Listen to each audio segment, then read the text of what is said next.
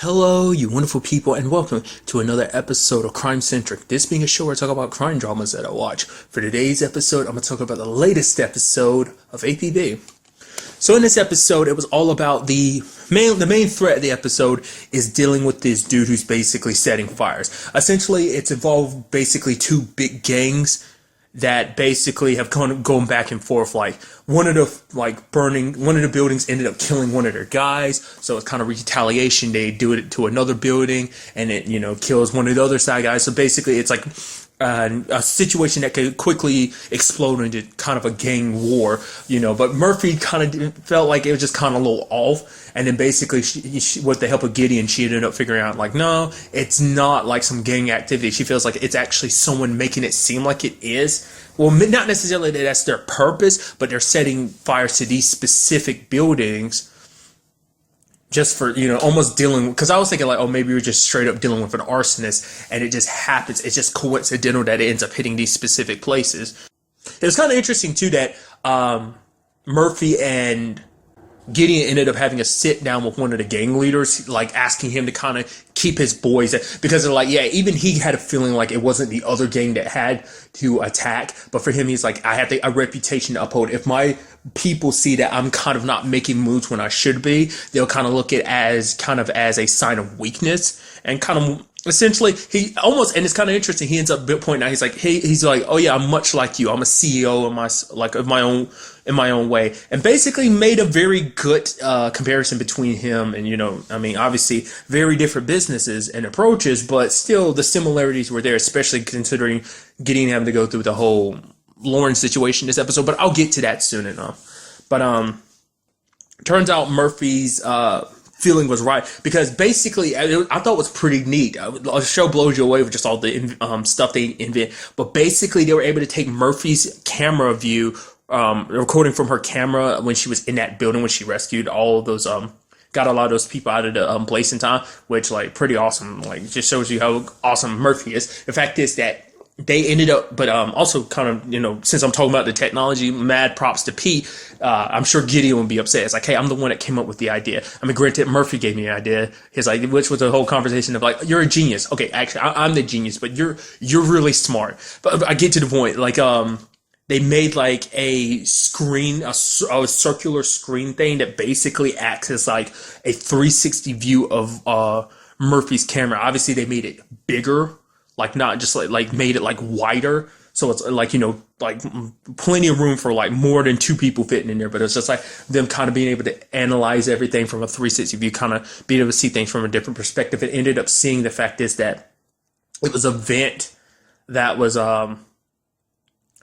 like messed with, and it's like, oh, so that's how the fires were started. Someone went into the vents, and obviously the person who did that has to work on ventilation and stuff like that. Which, side note, since I was talking about technology, I also gotta give mad props, because apparently the cars, and that's something interesting too, like the cars themselves actually can sniff out stuff that goes into bombs. Is kind of what's already there inside of the programming. They just mess with it a little bit to kind of be able to smell out the scent of stuff that was used as an accelerant in those buildings, which is just like so fascinating to me. It's like you literally turned your car, you had those cars basically in a sense turned into bloodhounds. I thought that was just kind of interesting.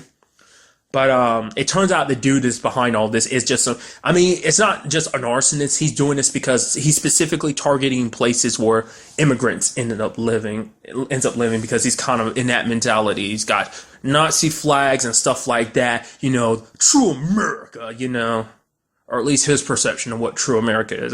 It's always fascinating to me. Just, I don't know. America's so great because it's like a melting pot. Like that's the term, and it's such a beautiful term, but basically that's what this has all been about. Like it wasn't some gang warfare thing, which when it was all said and done, everyone walked away from it like kind of settled the problems between the gangs. Obviously, last thing anyone wanted is it turned into a full-blown war and getting a lot of people involved. So some interesting things that came about from this episode. For one, Murphy, there was that girl Adriana that she was living in an apartment building and it burnt down. That basically, I think she was saying like she moved here so that she could, basically make money for her family. But I think because she was here, she wasn't able to be there. I think when she was bringing up how her mom actually died. which during that conversation, which it's just interesting that you see like Murphy, taking someone in like that. I wonder, is it just for this episode, or will we kind of see in the future? I kind of, because even had the fact that Murphy's like, oh, I wish, kind of, like the idea of having a little sister, and she brings up the fact that she has a brother. It was like, oh, that's kind of interesting, learning a little tidbits about you here and there that hasn't come up yet. Which I'm guessing the fact is that she brought him up in conversation means at some point we're going to meet him. We have to at some point, just because the fact that they went out of their way to include that information. So usually that's what that means, at least to me it does. So, and since I am talking about Murphy, I'll really quickly point it out. It's something that literally clicked in my head this weekend. Basically, I kept looking at the actress who plays her, Natalie Martinez. I was like, why do I feel like I know you from somewhere? And I figured I still haven't looked through everything she's ever been in, but I get the feeling from some of the stuff I've seen that I might have seen the stuff that she's in. But what really clicked in my head, it just randomly popped in my head. I was like, wait a minute, is she Amaru from Dusk Till Dawn season 3? I looked it up, because I reminded myself to look it up before, while I was in the middle of watching the show, and I was like, totally turns out it really was her. I don't know what it was. It just clicked in my head. I was like, wait, I put her as Murphy side by side with her as Amaru. I was like, that's the same actress. I was like, holy crap, that's what it was. If you haven't seen, to clarify, I mean Amaru, real, like her real body, not because she spent most of season 3 in Kate's body, which if you've never watched From Dusk Till Dawn, that literally means nothing to you. But to anyone that has, I was like, yeah, some people who might be watching this might have already known that, but still, that's so kick-ass. I was like, that's what I most likely know you from. Like I said, she's probably been in other stuff too, and I think I recognize some of the other stuff, but I think that's what popped out the most in my head, because out of everything, I think that was like the most recent thing I'd seen her in. So nevertheless, it's kind of had to include it, because I have to break down acting stuff like that every once in a while. But as I mentioned it earlier, kind of a dual kind of situation that Gideon kind of has to deal with in this episode is the whole Lauren situation. As we know, Lauren came up with the whole, she's like, basically privatizing, making a private security company, basically like, looking at all the stuff that happened because of him putting all this money and efforts into the 13th, and she's kind of basically like, we can make a profit off of that. Essentially, she wants to make APB Prime. Essentially, it's like a private security kind of policing system that basically people can pay for. They can make a subscription for, so that you have your own privatized security, essentially. And Gideon's not all about it, because he started this with the best of intentions. But for Lauren, it's like, yeah, but you have a company to also run too. The fact of the matter is, people are kind of getting a little about you with all these decisions you make and stuff like that. But it's a situation where it's like, you have to make money too. Like, there is the business side of things that needs to be taken care of. It's kind of interesting. Like, he obviously got Ada's point of view, but she has a very interesting point of view of being like, you're sounding like Lauren. You always do that when she gets inside of you here. And the way she talks about it like that, I mean, because we really don't know how far back Gideon and Ada's working relationship goes. Like, how long have they worked together? For her to make a statement like that, because it sounds like Lauren constantly does that. Like, it sounds like, because Gideon kind of gets, like, Lauren kind of gets all up in his head about the business aspect of things, and it's like, and I guess being who she is, Ada's kind of like, you shouldn't kind of have police run by, like, just money in general. Like, that's not essentially good practice. That could lead to bad things down the road. It's not a very good system to kind of run by, essentially, in her mind.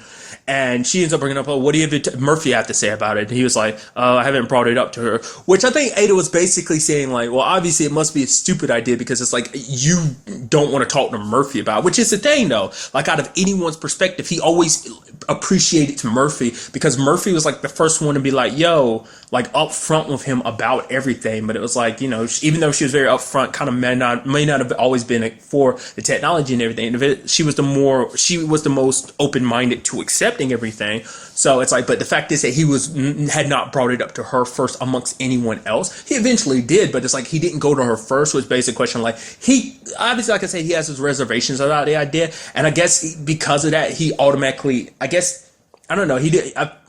Maybe in some way he felt like he'd offend Murphy if he suggested that idea or something like that. I don't know, because it's just interesting. I mean, because out of anyone's opinions, like, he cares about Murphy's the most, whether he'll admit it or not. It's hard to say whether he would or not, but I think he would. well, wouldn't admit it, but he does definitely care about her opinion. What she points out, the fact is, the sucky thing about it, yeah, it's like, oh, fine and dandy, you want to do that. It's like, oh, it sounds good in concept, but the fact of the matter is, making policing a situation where you have to pay for it. The fact of the matter is, what about people? That's for the rich and powerful. Like, yeah, oh, fine and dandy, like that, and that's something Gideon had brought up before too. It's like it's all about help. That would situation will only help people who could pay for it. It only help the like rich stay more protected and concerned about their own situation. But what it wouldn't do is help people. Like in example, the girl that she took in this episode, Adriana. It wouldn't help her because she wouldn't be able to afford what it would take to like, get the police help in that particular situation. Because for her, it's like, it's like, well, like, kind of what I was saying earlier, that money shouldn't dictate someone doing their job. Everyone should kind of get the same equal amount of protection and time invested from the cops. Essentially, that's kind of what Murphy said. That money shouldn't dictate, how I use my badge, essentially. She's like, I get it. I understand. You want to, you have to abide by your shareholders, which Murphy reveals. She's like, yeah, I'm one. And then like Gideon's like, wait, what? She's like, yeah, I invested a little bit into, I bought some shares of, Reeves Industry. And then she's like, so yeah, I want you to make money, obviously, because she's going to use the money for her son's college education. But at the same time, it's like not by, those means, it's just, I'm not going to sacrifice my badge for the sake of money, Which is also another thing to look at because it's like, which in itself kind of once again reiterates how much belief Murphy has in him because it's like, well, obviously she's doing it because it's like she knows Gideon, she knows he's smart, and the fact is that he does the technology thing. Which side note is kind of interesting. When she got trapped in that building that was on fire, he ended up using the helicopter. I love that they brought it up at the beginning of the episode. I was like, that's kind of interesting. You're telling all the way back to the beginning of the episode, not like from the very first episode, pulling from like that when in the intro, like previously on APP, and I was like, oh, I see why, because he's using that device that's supposed to help put out fires with kind of, I forgot exactly how it works, but essentially it uses like, it doesn't actually use water. I think it kind of uses like, I don't know, kind of shockwaves or something, kind of like little explosions, the little shockwave explosions to kind of get rid of it. I know I'm not being all technical with it and stuff like that, and I'm probably like not even being even closely remotely right to how it really works, but nevertheless. That was just kind of interesting to see it pop up again and see it kind of implemented in a real world situation. So also kind of reiterating how much of a badass Murphy is. Even though her leg was messed up, she went out and chased after a guy, got trapped in a fire building and ran out of there. Like even with her leg being a little, sprained or whatever. So well, what I liked about it, I was actually scared. I was like, oh man, the moment, like, cause the presentation in front of his shareholders and everything. And it's like Lauren's pushing for him to read the script and everything. And he is, but he looks out and sees Murphy and, I was like, oh man, please don't go through with this, Gideon. It's not there. And he doesn't. I'm like, yeah, you go on, Gideon. Gideon's like, basically like, yeah, the fact of the matter is, he's like, we're not doing this whole, APB Prime thing. The fact of the matter is, yes, I get it. For the sake of you guys. Yeah, I know, like, it may not be the most profitable thing, but it's like to him, it's like the numbers that matter most are the numbers he looks up about Chicago, like the number of murders, arsons, and stuff like that, basically crime in the city. And he's like, at the very least, kind of going back, like why he did this in the first place, wanting to help people out. And he basically goes, I've made you guys like a boatload of money. So like, at the very least, I know it might not be much to you guys, this whole situation, but have a little faith in me. I've made you a lot of money before. I'll continue to make you a lot of money. Which obviously you see Lauren not too happy. You see Murphy happy about it, which I think on the inside Gideon was happy about that decision too, but definitely not Lauren. Which is very interesting because I can already see the writing in the walls. I'm very interested to see where it goes from there because obviously it's all about Reeves Industry making money. Eventually, I think it's going to get to the point where people are going to be, I think at the very least, like some of the people, the top brass people in his company might try and vote him out. It seems like that type of situation because it's like we're hemorrhaging money because of Gideon and his little like cop show, and then maybe it'll be a situation where Lauren is tied between does she want to protect Gideon or does she want to protect Reeves Industry, and maybe in her mind she's like, by protecting Reeves Industries I am protecting you, because eventually you'll give up this whole cop thing and you have to come back to the quote-unquote real world and be in the position that you originally were. Because for her, like she mentioned in that last episode, her job has always been looking after him. She even brings it up in this episode. She's like, even in like our freshman year of MIT, like I saw the potential that you have where no one else could. That yeah, you were smart, but she's like, I saw the future that you can make. So for her, like, Gideon is also an investment, which is at the same time, you see that she does care for him because she's like always, I'm like, she mentioned it before, she's always there looking out for him, even if it means kind of saving him from himself. But it does beg the thought, like, has it reached a point where she cares more about Reeves' industry than she does him? Maybe in her mind they're one and the same, but maybe she can't. Maybe she hasn't 100. Maybe her mind is hasn't quite compartmentalized to the point of separating them as what needs who and what needs who and what. So I think that'd be kind of interesting going forward to see what that. I feel like that might be where this is going to. It's going to be putting him in a situation where it's like, yeah, like his